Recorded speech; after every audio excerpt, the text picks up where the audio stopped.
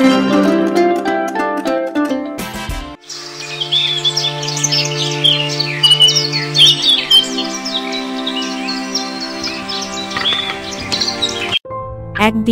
একজন ধনী ব্যবসায়ী জগন্নাথ, যার একমাত্র পুত্র মিহির সম্প্রতি স্ট্যানফোর্ড বিশ্ববিদ্যালয় থেকে তার পড়াশোনা শেষ করে দেশে ফিরে এসেছে।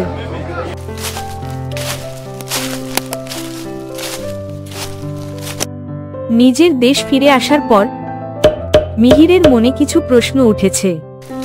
সেই সব প্রশ্নের সমাধান খুঁজতে সে তার বাবার কাছে আসে। পুত্র, তুমি তোমার উচ্চ শিক্ষা শেষ করেছ, এখন সামনে কি করার ইচ্ছা আছে? বাবা, আমি ছোটবেলা থেকেই বিদেশে ছিলাম, তাই আমার মনে কিছু প্রশ্ন আছে।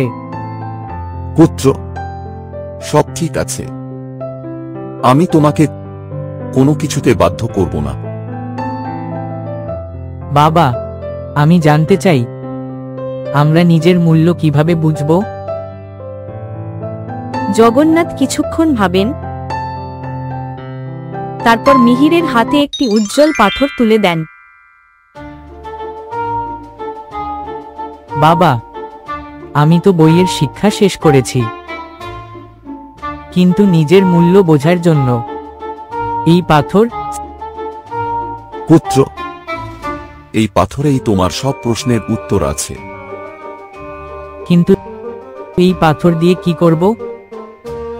পুত্র, এই পাথরটি নিয়ে কাছের বাজারে যাও। এটা কি বিক্রি করতে হবে? না পুত্র, এটা কোনো মূল্যেই বিক্রি করা যাবে না। তাহলে এর সাথে আমাকে কি করতে হবে? শুধু এর মূল্য কত তা জানতে হবে। কিন্তু এর মূল্য জানার সঙ্গে আমার প্রশ্নের সম্পর্ক কি? সম্পর্ক আছে, শুধু তোমাকে এর দাম বলতে নেই। তারপর যখন কেউ তোমাকে জিজ্ঞেস করবে, তখন শুধু 2 আঙ্গুল তুলে দেখাবে। সামনের লোকটিকে এর মূল্য নির্ধারণ করতে দাও। মিহির তার বাবার কথা মতো সেই পাথরটি নিয়ে বাজারে যায়। সে পাথরটি একটি সুন্দর বাক্সে রেখে টেবিলের ওপর রাখে।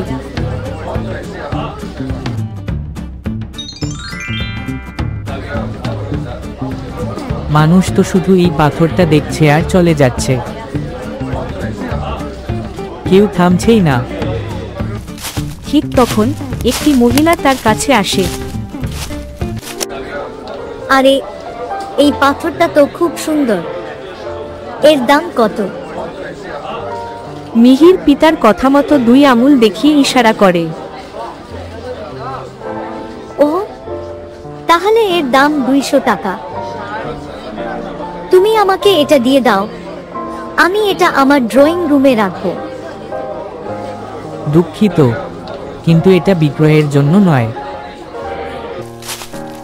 মিহির সেই পাথর নিয়ে বাড়ি ফিরে আসে। বাবা, বাজারে এক মহিলা এই ছোট পাথরের দাম 200 টাকা বললেন। ঠিক আছে। সত্যি কি এর মূল্য 200 টাকা? পুত্র, এবার তোমাকে এই পাথরটি শহরের কোনো বড়জহুরির কাছে নিয়ে যেতে হবে। বাবা, কিন্তু কোনো জহুরি কেন এই 200 টাকার পাথর কিনবে? পুত্র, সেখানেও এটা বিক্রি করা যাবে না। তাহলে কি বাবা? শুধু এর দাম কত তা জানতে হবে। হ্যাঁ, সেখানেও তোমাকে মূল্য বলতে নেই। তাহলে কি শুধু 2 আঙুল দেখিয়ে ইশারা করতে হবে?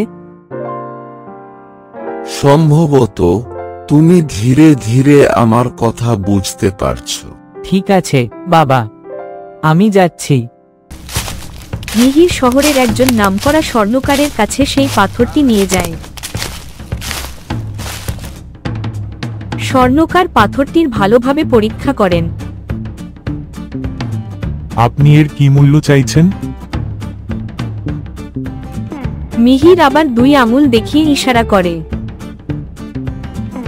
তখন স্বর্ণকার বলে, ঠিক আছে, আমি আপনাকে এই পাথরের জন্য 2 লক্ষ টাকা দিতে পারি। মহাশয়, আমি এটা বিক্রি করার বিষয়ে একটু ভেবে জানাচ্ছি। এ কথা বলেই সে সোজা তার বাবার কাছে যায়। বাবা, সেই 200 টাকার পাথরের দাম স্বর্ণকার কিন্তু 2 লাখ টাকা বলেছে। ঠিক আছে পুত্র। বাবা, সত্যি কি এর মূল্য এতটা? হতে পারে। মিহির বুঝতে পেরেছে যে তার বাবা তাকে একটি মূল্যবান পাথরের দাম নির্ধারণ করানোর জন্য পাঠিয়েছিলেন। কিন্তু বাবা, 2 আঙুল দেখিয়ে এর মূল্য বোঝানোর ব্যাপারটা আমি বুঝতে পারছি না। পুত্র, একটু ধৈর্য ধরো, আমি এই বিষয়ে সবকিছু বলবো। কিন্তু কি বাবা? আমাকে কি আর কোথাও যেতে হবে? হ্যাঁ, এখন তুমি এই পাথরটি নিয়ে সেই শোরুমে যাও যেখানে অ্যান্টিক জিনিসপত্র বিক্রি হয়। ঠিক আছে, এর জন্য আমাকে অন্য শহরে যেতে হবে। আমি এমন একটি শোরুমের কথা জানি। কিন্তু পুত্র, শর্ত একটাই, এটা বিক্রি করা যাবে না। সেখানেও এর দাম 2 আঙুলের ইশারায় বলতে হবে। ঠিক আছে, আপনি যেমন বলেছেন আমি তেমনটাই করব। এরপর মিহির অন্য শহরের একটি বড় অ্যান্টিক শোরুমে পৌঁছায়। সেখানে অনেক দামি পুরনো জিনিসপত্র রয়েছে। শোরুমের মালিক পাথরটির খুব মনোযোগ দিয়ে পরীক্ষা করেন।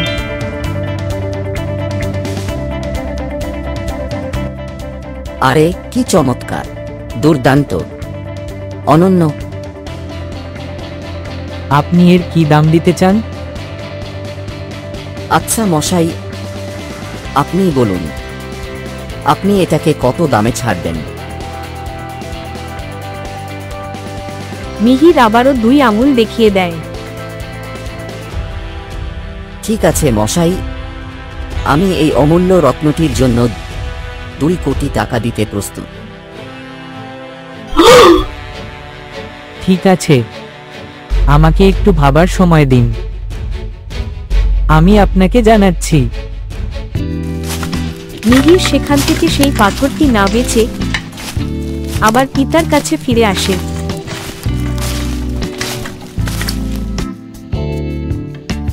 পুত্র, আমি জানি তোমার মনে অনেক প্রশ্ন ঘুরছে। হ্যাঁ, আপনি ঠিকই বলছেন। এখন তুমি তোমার প্রশ্নের উত্তর আমার কাছ থেকে জানতে পারো। 2 আঙুল দেখিয়ে মূল্য বোঝানোর বিষয়টা আমার কাছে স্পষ্ট নয়। তুমি বলেছিলে যে তোমার জীবনের মূল্য কিভাবে জানা যায়। বাবা, জীবন আর এই পাথরের মধ্যে সম্পর্ক কি? একদম সেইভাবেই, যেমন এই পাথরটি সেই মহিলা, জহুরি এবং শোরুম মালিকের জন্য একই ছিল।